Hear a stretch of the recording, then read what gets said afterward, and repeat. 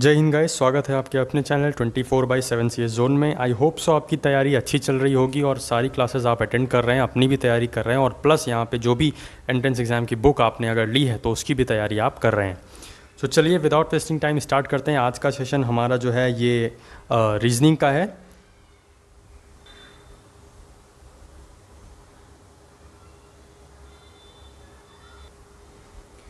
सो reasoning के questions लगभग almost सभी जितने भी कोर्सेज़ हैं, जितने जो भी अभी एंट्रेंस एग्ज़ाम का पैटर्न आया है, लखनऊ यूनिवर्सिटी ने बताया है, तो लगभग ऑलमोस्ट सभी में रीजनिंग के क्वेश्चंस आने हैं। ऐसा सिलेबस में भी आपको बताया था, मैंने दिखाया था, जो ऑफिशियल सिलेबस आया था वो भी। तो चलिए विदाउट वेस्टिंग टाइम स्टार्ट करते हैं। अब तो आप सबको पता ही होगा कि आपके एंट्रेंस एग्ज़ाम में क्या, कहाँ से, कैसे कैसे आएगा। तो फर्स्ट क्वेश्चन आपके सामने है, यहाँ पे आपको बताना है लेंथ अगर मीटर से रिलेटेड है, सिमिलरली पावर किससे रिलेटेड है। आप लोग कमेंट बॉक्स में जो लाइव चैट वाला सेक्शन होता है वहाँ पे उसको खोल के और अपने आंसर्स करते रहिए एंड देन हम जो आंसर करेंगे उसको आप मिलाते रहिए। देखिए आपका कितना सही होता है, कितना गलत, और जितने भी आपका स्कोर बने, यहाँ पे 25 क्वेश्चंस मैं लेकर आया हूँ।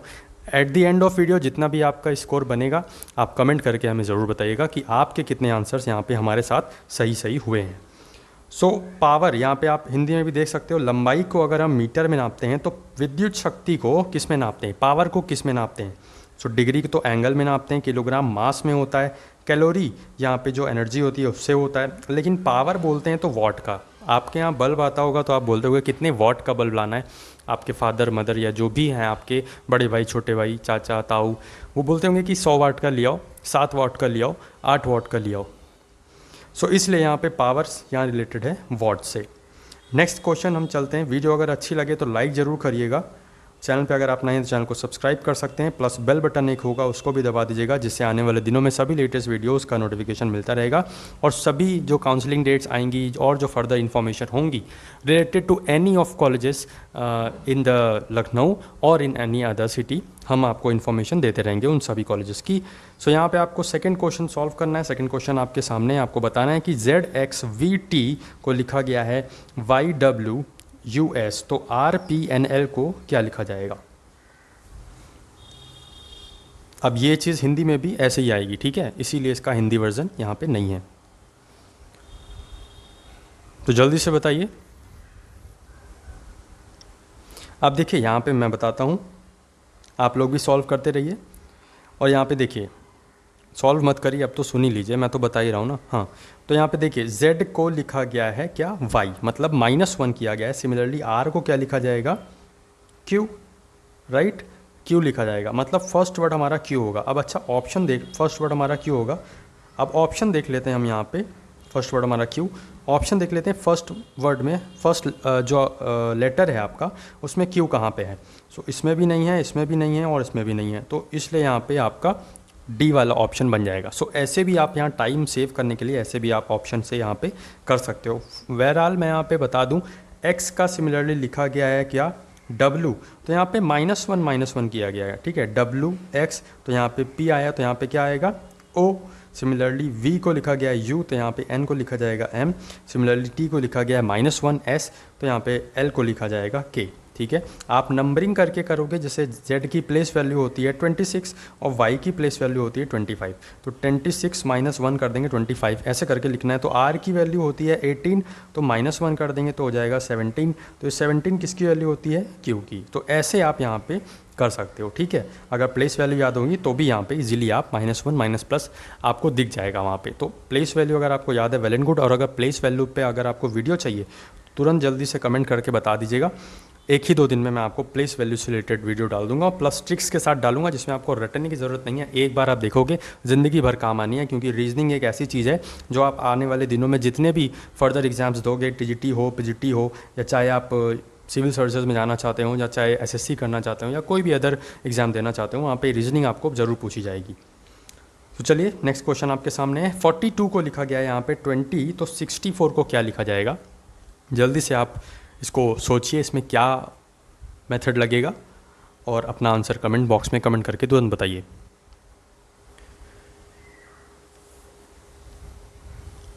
तो चलिए, थोड़ा सा टिपिकल है इसलिए मैं आपको बता देता हूँ। 42 अगर हम डिवाइड करें 2 से, ठीक है, 42 को पहले डिवाइड करेंगे 2 से, तो यहाँ पे आएगा 2 2 ज़ा 4, 2 1 ज़ा 2 एंड देन -1 कर देंगे। सिमिलरली 64 को हम डिवाइड बाय 2 करेंगे, कितना आएगा 2 3 ज़ा 6, 2 2 ज़ा 4, -1 कर देंगे तो कितना आ जाएगा 31। यहाँ पे आपका आंसर बन जाएगा।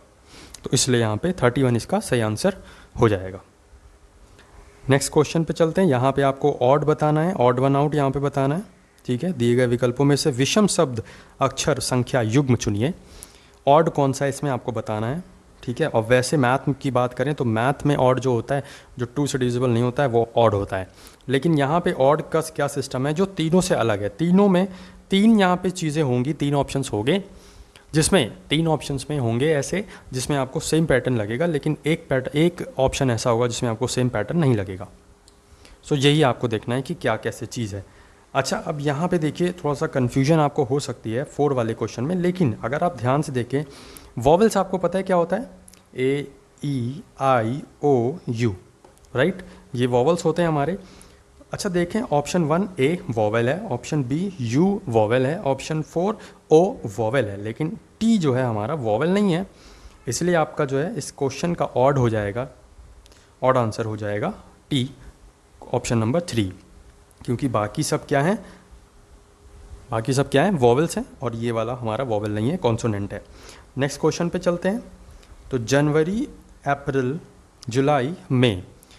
अब जब भी मंथ का लगभग क्वेश्चन पूछता है तो इसमें आपको डेज ध्यान रखने हैं, ठीक है। तो आपको मैं कुछ बताता हूँ, आप वो ध्यान रखिए। अब से जून 9, अब से जून 9, ठीक है। ये ट्रिक है, ये ध्यान रखिएगा। किस चीज़ की ट्रिक है, ये सारे मंथ्स में आपको सिर्फ 30 डेज़ मिलेंगे।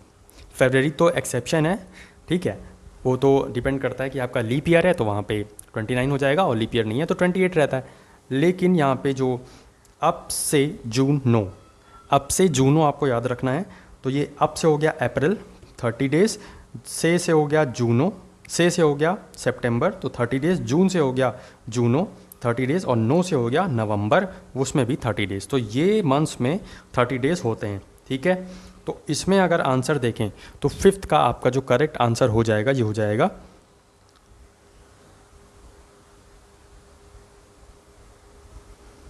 इसमें हो जाएगा आपका अप्रैल। क्यों? क्योंकि इसमें जो है आपके 30 डेज़ होते हैं, बाकी मई 31, जनवरी 31 और जुलाई में 31, ठीक है।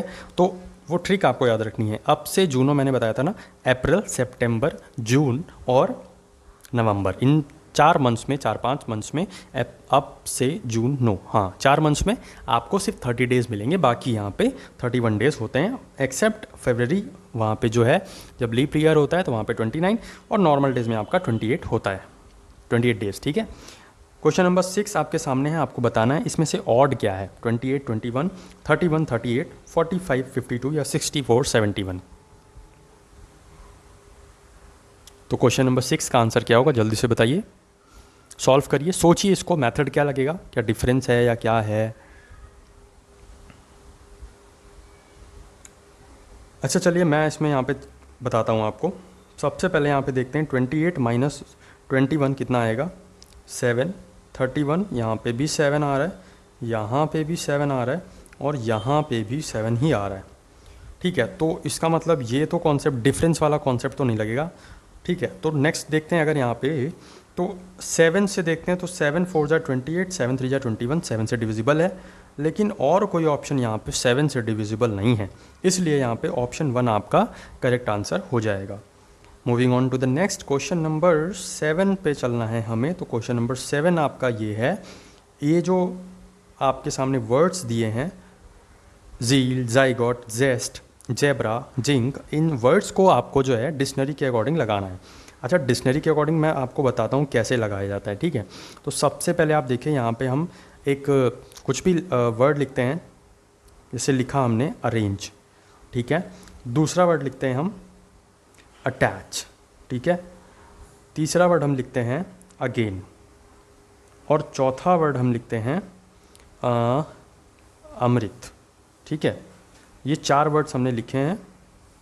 अब इसमें से अगर हम मैं बताऊं आपको, तो सबसे पहले आप क्या आएगा आपको ये देखना है। देखिए ए तो ये तो हो गया, इसमें तो कुछ हम कर ही नहीं सकते। लेकिन नेक्स्ट लेटर देखिए, इसमें क्या है, आर है, इसमें क्या है, टी है, ये टी है, और इसमें क्या है, जी है, इसमें क्या है, एम है।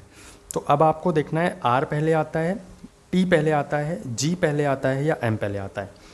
तो A B C D E F G पहले आ जाता है, तो इसलिए सबसे पहले आपका अगेन आएगा, क्योंकि यहाँ पे जी है ना, तो जो लेटर्स के अकॉर्डिंग जो होता है ना, जैसे सबसे पहले ए आता है, बी आता है, तो वो लेटर्स हम देखते हैं कि सबसे पहले क्या आता है, ठीक है। और अगर यहाँ पे सब में जी जी होता तो नेक्स्ट वाला जो लेटर है उससे देखते हैं हम, ठीक है।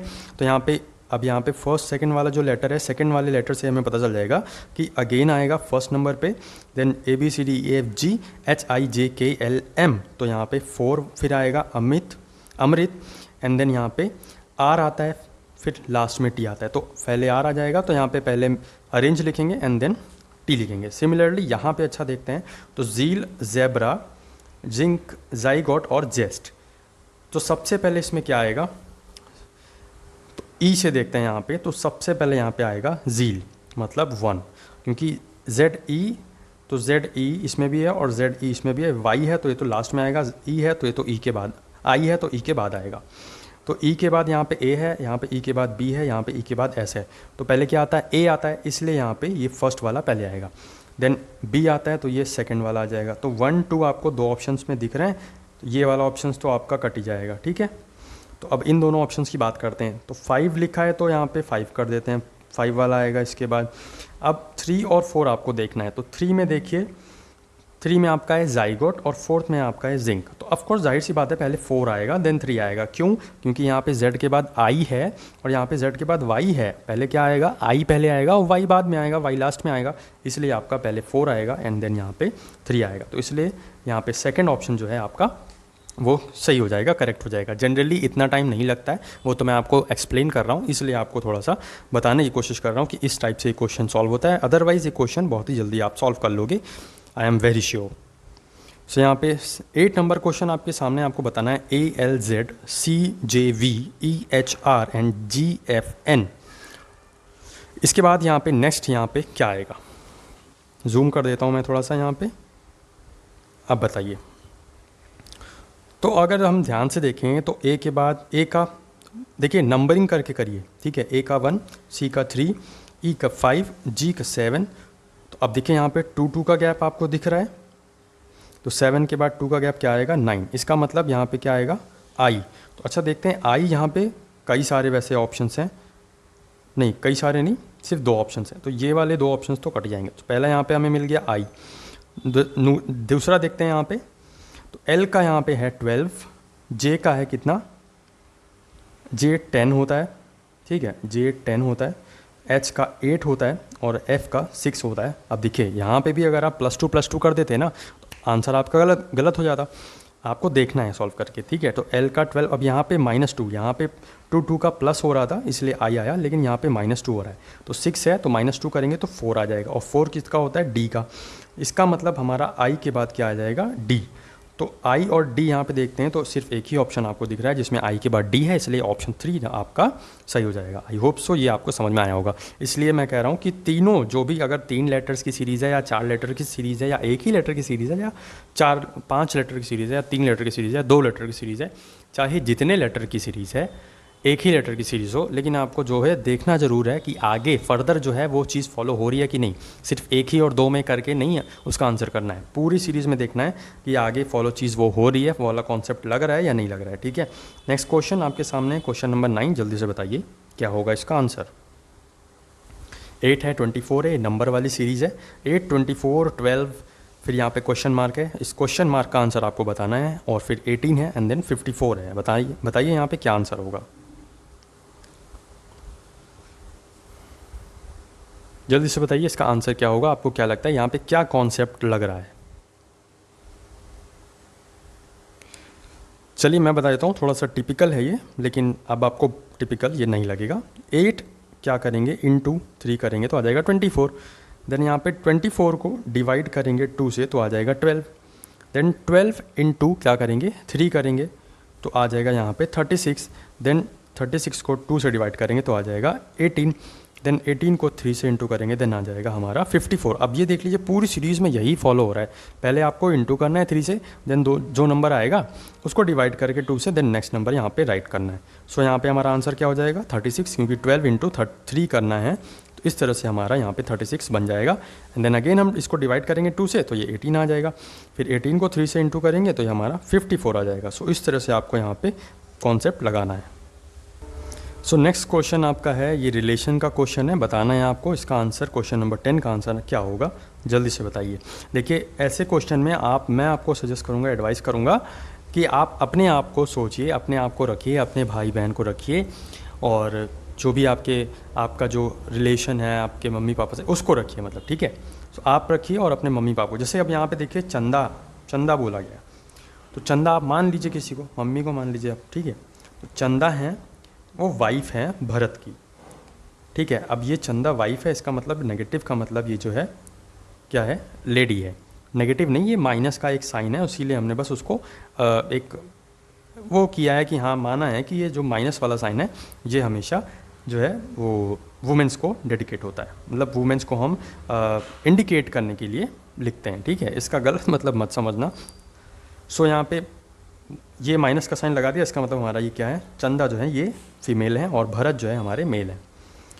तो ये दोनों हस्बैंड वाइफ हैं। यहाँ पे लिखा है Mohan is the son of चंदा, ठीक है। तो यहाँ पे चंदा है और यहाँ पे मोहन है, ये दोनों पति पत्नी है, हस्बैंड वाइफ है। इनका जो पुत्र है ये कौन है, मोहन है, चंदा का पुत्र है। अब भैया चंदा का पुत्र है मोहन, तो भरत का भी पुत्र हो जाएगा मोहन, है ना, भरत है ये। एक मिनट इसको सही कर दूं मैं, ये है भरत जी, है ना। ओके, सो ब्लैक ही वापस से कर लेता हूँ। तो ये मोहन है। Ashish is the brother of Bharat, मतलब आशीष के जो ब्रदर हैं वो कौन है, भरत हैं। तो भरत के ब्रदर कह लें या आशीष के ब्रदर कह लें, आशीष और ये भरत जो है ये आपस में ब्रदर हैं। एंड द फादर ऑफ ध्रुव, तो आशीष का जो बेटा है उसका नाम है ध्रुव। तो यहाँ बताना है कि ये मोहन और ध्रुव के बीच का रिलेशन क्या है, ये मोहन और ध्रुव के बीच का रिलेशन आपको बताना है कि क्या होगा। अब आपके पिताजी जो हैं उनका जो भाई है, तो छोटा है तो चाचा है, बड़ा है तो क्या होगा, बड़े पापा। तो अगर जो भी हो क्या होगा तो कज़न ही ना, तो उनका जो बेटा होगा वो आपका क्या लगेगा, कज़न। इसलिए आप अपने आप को एज्यूम करके यहाँ पे चलिए, बहुत ही ईजिली ऐसे क्वेश्चंस ये सॉल्व हो जाएंगे। समटाइम्स टिपिकल आ जाते हैं, बट आपको यहाँ पे घबराना नहीं है। नेक्स्ट क्वेश्चन ये है, इसमें आपको भैया बैठालना है, थोड़ा सा पजलिंग टाइप है।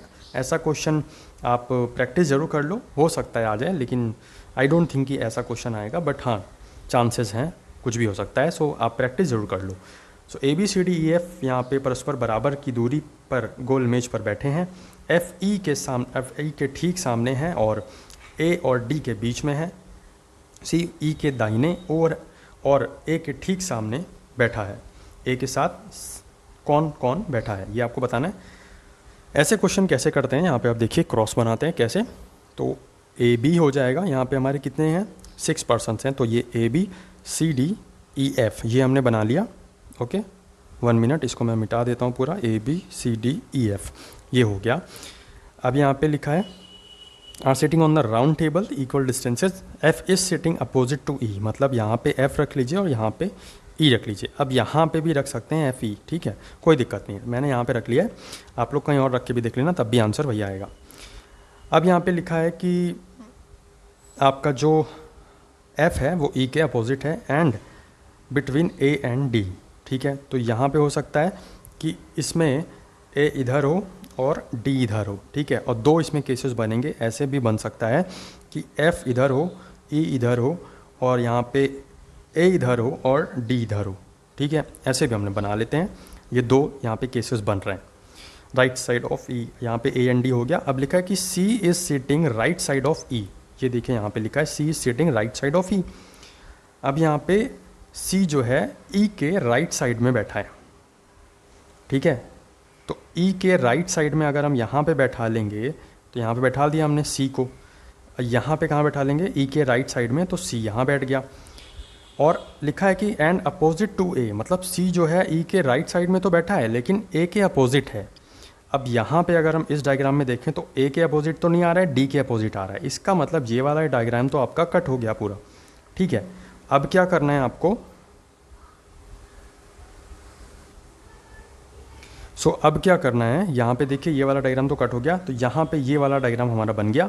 अब देखें तो हमारा ए हो गया, बी बचा है, तो बी हमारा यहाँ पे आ जाएगा। इसमें पूछा क्या है, पूछा गया है कि who are the neighbours of A. तो ए के नेबर्स बताने, तो ए के अगल बगल जो बैठे हैं ना वही नेबर्स होंगे, ठीक है। ए के राइट में जो बैठा है और ए के लेफ्ट में जो बैठा है वही दोनों नेबर्स हो जाएंगे ए के। तो यहाँ पे एफ और बी जो है यही दोनों नेबर्स हो जाएंगे। तो इसमें जो आपका आंसर हो जाएगा वो हो जाएगा आपका, यार ऑप्शंस गलत दिए हैं क्या इसमें, ऑप्शन नंबर 4 बी और एफ, एफ और बी सही तो है ना, सही है, सही है।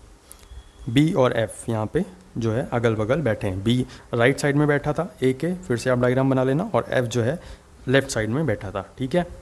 चलिए moving on to the next, यहाँ पे नेक्स्ट क्वेश्चन पे चलते हैं। क्वेश्चन नंबर 12 आपकी स्क्रीन पर ये रहा। बताइए जल्दी से, बहुत ही आसान सा क्वेश्चन है, इसका डायरेक्ट आंसर बताइए क्या होगा। इसमें आप यहाँ पे बस मैं आपको बताना चाहूँगा कि ये वर्ड ध्यान रखिएगा कि क्वेश्चन में कैन नॉट दिया है या कैन दिया है, कि बन सकता है या नहीं बन सकता है, ये पूछा गया, आपको ये ध्यान देना है। नहीं बनाया जा सकता है इस वर्ड से, इनमें से कौन सा वर्ड, जल्दी से बताइए। तो क्वेश्चन नंबर 12 पे ज़्यादा समय वेस्ट नहीं करते हुए यहाँ पे ऑप्शन जो होगा आपका क्वेश्चन नंबर 12 का ऑप्शन नंबर 4 यहाँ पे सही हो जाएगा। ये हम या नहीं बना सकते कंसंट्रेशन से, बाकी सब जो है बना सकते हैं। तो ऑप्शन नंबर 4 आपका राइट आंसर हो जाएगा। नेक्स्ट क्वेश्चन पे चलते हैं। क्वेश्चन नंबर 13 आपके सामने है। If WZB stand for day, how will you code Monday. अगर WZB को हम यहाँ पे DAY लिखेंगे तो मंडे को क्या लिखेंगे ये आपको बताना है, ठीक है। अगर आपने अपोजिट पेयर्स वाली क्लास नहीं की है तो उसका लिंक मैं आपको डिस्क्रिप्शन बॉक्स में दे दूंगा, वो एक बार क्लास कर लो, मज़ा आ जाएगी और ऐसे क्वेश्चंस तुरंत चुटकियों में हो जाएंगे, ठीक है। अपोजिट ही दिया हुआ है। तो यहाँ पे WD का बताया था मैंने ड्यू, D और W, Z और A का बताया था आज़ाद, B और Y का बताया था बॉय। सिमिलरली यहाँ पे देखें तो M से क्या था मैन, O से क्या था लोन, N से क्या था मैन, D से क्या था ड्यू, A से क्या था आज़ाद एंड Y से क्या था तो B। तो NLMWZB, NLMWZB ऑप्शन नंबर 1 आपका करेक्ट आंसर हो जाएगा। अपोजिट पेयर्स वाली आप वीडियो ज़रूर देखिएगा, उससे आपको ये क्वेश्चंस बहुत ही आसानी से बन जाएंगे। क्वेश्चन नंबर 14 सॉल्व करिए जल्दी से और बताइए। यहाँ पे जो प्लस है उसकी जगह पे आपको डिवाइड करना है, और जो डिवाइड है स्लैश वहाँ पे आपको माइनस करना है। जैसे मैं बता दूँ आपको क्या करना है, 24 ये 8 माइनस 2, अगर इसको आप बनाओगे तो ये बनेगा, ठीक है। ये वाला -2 माइनस की जगह लिखना है इंटू 6 और इंटू की जगह लिखना है +6। तो इसमें बॉड मास वाला रूल लगाइएगा, तभी आपका सही आंसर आएगा, ठीक है। कमेंट करके ज़रूर बताना किसका किसका सही आंसर आया। इसका आंसर मैं बताऊं तो क्वेश्चन नंबर 14 का आपको जो आंसर मिलेगा वो आपका मिल जाएगा क्या, ऑप्शन नंबर इसमें 2 जो है वो सही हो जाएगा, -3 इसमें आएगा। कमेंट करके ज़रूर बताना आपका आया ये आंसर कि नहीं आया।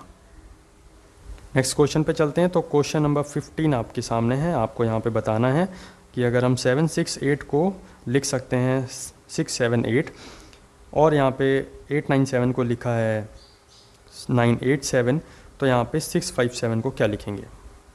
657 को भी लिखा है तो 546 को क्या लिखेंगे ये आपको बताना है। ऐसे क्वेश्चन मैं बहुत सारे करवा चुका हूँ, इसलिए ज़्यादा वेस्ट नहीं करेंगे टाइम हम अपना। और यहाँ पे इसका जो आंसर होगा वो आपका हो जाएगा 456। 7 बीच में लिखा गया है जो पहले, तो यहाँ पे 5 बीच में लिखा जाएगा जो पहले, जो बीच में है उसको फर्स्ट में लिखा गया है। यहाँ पे 4 बीच में है तो इसलिए हम 4 फर्स्ट में लिखेंगे, बाकी ये लास्ट वाला लास्ट में ही रहेंगे। फर्स्ट जो 2 नंबर्स हैं उनका जो है प्लेस इंटरचेंज हो जाएगा आपस में ही, ठीक है। तो 456 आपका यहाँ पे बहुत ही सिंपल सा आंसर बन जाएगा। वीडियो अगर अच्छी लग रही है तो लाइक ज़रूर करिए, क्वेश्चंस अगर अच्छे लग रहे हैं तो भी लाइक ज़रूर करिएगा। क्वेश्चन नंबर 16 आपके सामने बताना है आपको 784 और यहाँ पे लिखा गया 60, यहाँ पे लिखा गया है कि 999, यहाँ पे लिखा गया 90, यहाँ पे क्या लिखा जाएगा कि 8 के बाद यहाँ पे इस वाले ब्लॉक में क्या आएगा कि यहाँ पे 70 बन जाए। बताना है आपको जल्दी से।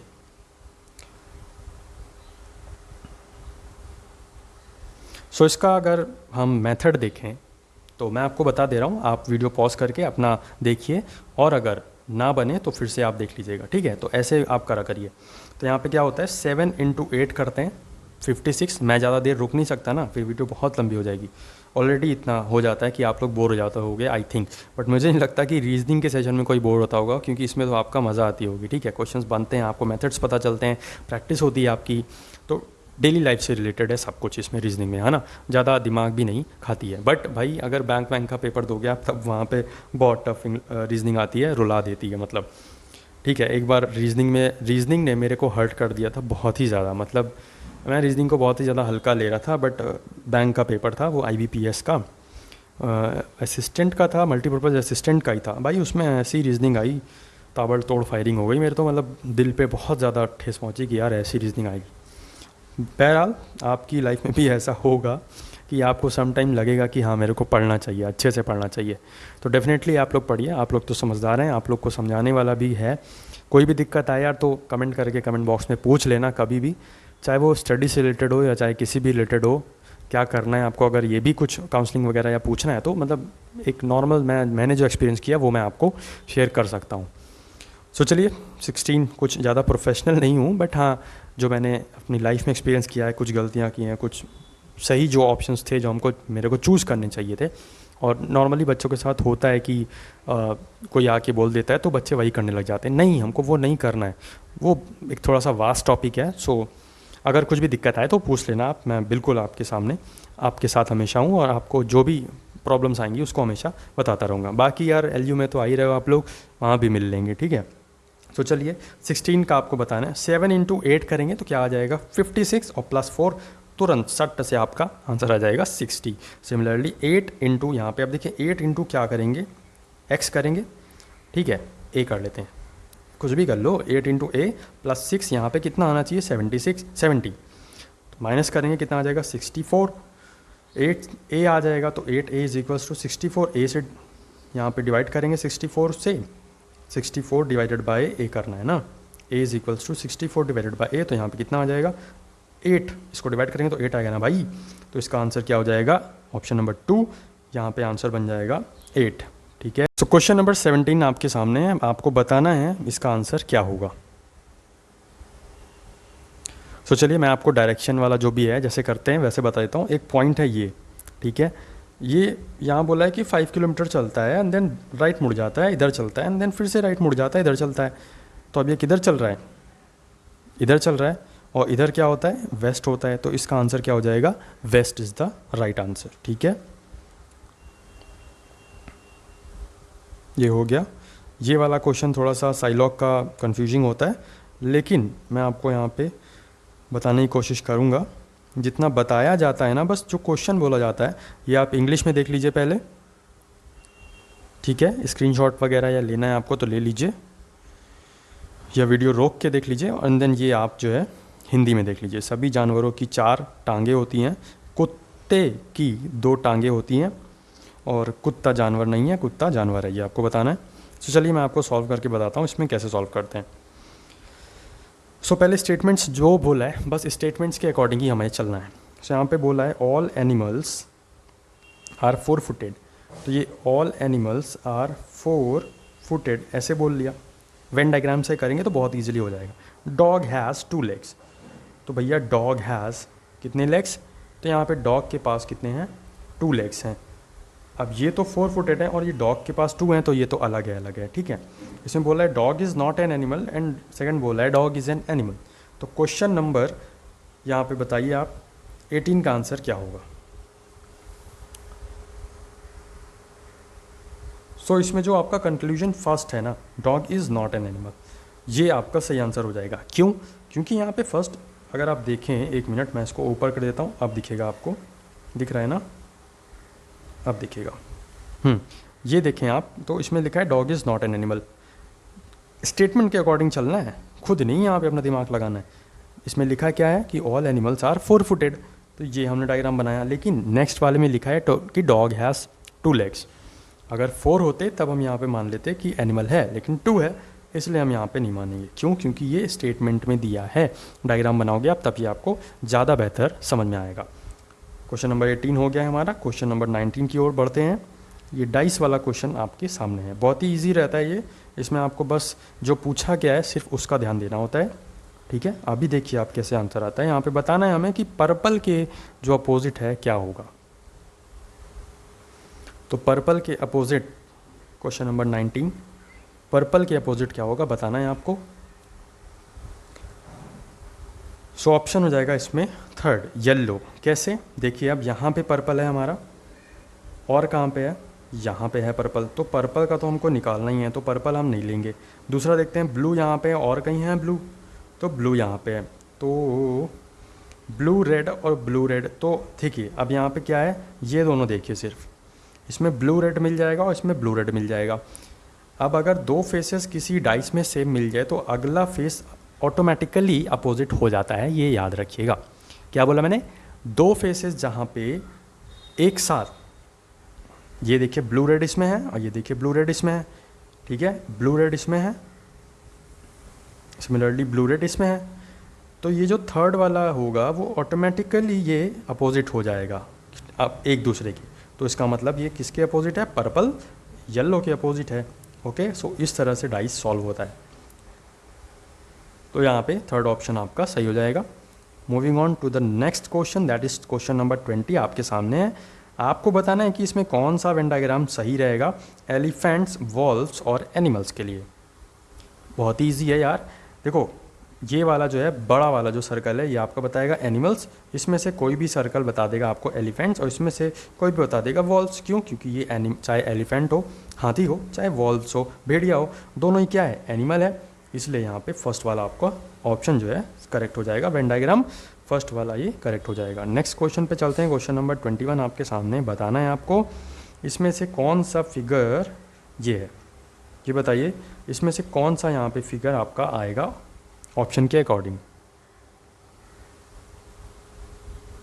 सो इसमें तो आपको देखना ही पड़ेगा, कुछ समझाने वाली बात नहीं है, डायरेक्ट आंसर करते हैं। तो 20 यहाँ पे जो 21 नंबर क्वेश्चन है इसका आंसर हमारा हो जाएगा ऑप्शन नंबर 1। नेक्स्ट क्वेश्चन 22 देखते हैं। ये बताइए आप, बताना है आपको कि ये जो है फिगर ये किस में हिडन है।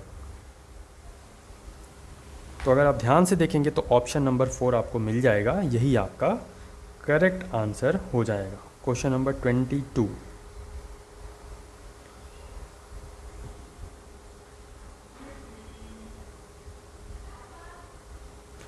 नेक्स्ट क्वेश्चन यहाँ पे देखते हैं। क्वेश्चन नंबर 23 आपको बताना है कि यहाँ पे ये पेपर कटिंग वाला क्वेश्चन है। अगर आपने मिरर इमेज की क्लास नहीं की है तो वो करिए, वहाँ से आपको बहुत ही इजीली समझ में आएगा कि इस क्वेश्चन का आंसर, क्वेश्चन नंबर 23 का आंसर क्या होगा, फोर्थ वन हो जाएगा। नेक्स्ट क्वेश्चन पे चलते हैं। इसका आपको मिरर इमेज, देखिए मिरर इमेज की बात की और मिरर इमेज आ गया। अब इसमें आपको ये भी ध्यान रखना है कि मिरर रखा कहाँ पे है। इसमें ऊपर साइड रखा है तो मतलब अप एंड अबव का चेंज होगा, ऊपर और नीचे का, अप एंड डाउन का चेंज होगा। अगर यहाँ रखा होता तो लेफ्ट एंड राइट का चेंज होता। ये लेफ्ट एंड राइट और अप एंड डाउन ये चेंजेस मैंने बताए हैं आपको वाटर इमेज और जो मिरर इमेज वाली क्लास है, तो वो आप देख लीजिए एक बार आपकी प्लेलिस्ट में। जो भी आपकी कोर्स है, जो भी आपका कोर्स है एंट्रेंस एग्ज़ाम के लिए, जिस भी स्ट्रीम के लिए आप तैयारी कर रहे हो, तो वहाँ पे मैंने अटैच कर रखी है सभी में। सो अगर इसका मिरर यहाँ रखा होगा तो इसका आंसर बनेगा कौन सा, आपका 20 नंबर, क्वेश्चन नंबर 24 का आंसर आपका बन जाएगा कौन सा,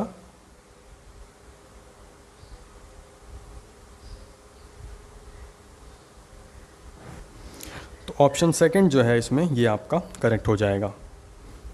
नेक्स्ट यहाँ पे ये क्वेश्चन जो है, आप पता नहीं आप सबसे हुआ या नहीं हुआ, लेकिन कुछ एक बच्चे ने पूछा था, तो उस बच्चे की क्वेरी अब यहाँ पे सॉल्व हो जाएगी। ठीक है, आई होप सो वो बच्चा यहाँ पे देख रहा होगा। इसमें लिखना है कि बोथ यहाँ पे कैसे लिख सकते हैं ऑप्शंस के अकॉर्डिंग। अच्छा देखिए इसमें क्या, फर्स्ट ऑप्शन आप देखिए, ठीक है, मैं जूम कर देता हूँ तब आपको समझाता हूँ। फर्स्ट ऑप्शन देखिए क्या है, 69। ठीक है, तो यहाँ पे अब मैं देखूँ तो 69 देखना है आपको। ठीक है, तो पहले 6 लिखा है तो 6 यहाँ पे ये जो रोज़ होती हैं, कॉलम जो होते हैं उसमें देखना है आपको। तो 6 जो है आपका 69 देखना है, तो ये 6 ऐसे में लेंगे वर्टिकल में और 9 यहाँ पे लेंगे, और ये दोनों कहाँ पे आके मिलेगा, तो बॉय, ये बी आपका मिल रहा है ना, ये बी, तो इसलिए यहाँ पे इसका यहाँ पे ठीक है 69 यहाँ पे बी हो जाएगा। अब ऐसे ही आपको सारे मिलाने हैं कि वहाँ पे ये बोथ लिख के आएगा कि नहीं आएगा। तो फर्स्ट ऑप्शन देखते हैं। तो ऐसे ही आप ऑप्शन जब चेक करोगे ना, तो आपका जो क्वेश्चन नंबर 25 है इसका आपको मिलेगा ऑप्शन नंबर 2। देखिए कैसे 7 और 5, 7 5 यहाँ पे मिलेगा तो बी हो जाएगा। 22 तो यहाँ पे 2 और ये 2, ठीक है। रो और कॉलम से मिलाना है आपको, सेकेंड रो और सेकेंड कॉलम यहाँ पे मिलेगा। और यहाँ पे क्या लिखा है, तो यहाँ पे लिखा है ओ, इसलिए यहाँ पे ये ओ हो जाएगा, ठीक है। 76 में टी लिखा है या नहीं लिखा है ये देखना है। तो 7 ये है, 6 ये है, तो यहाँ पे ये टी लिखा है, सही है ना।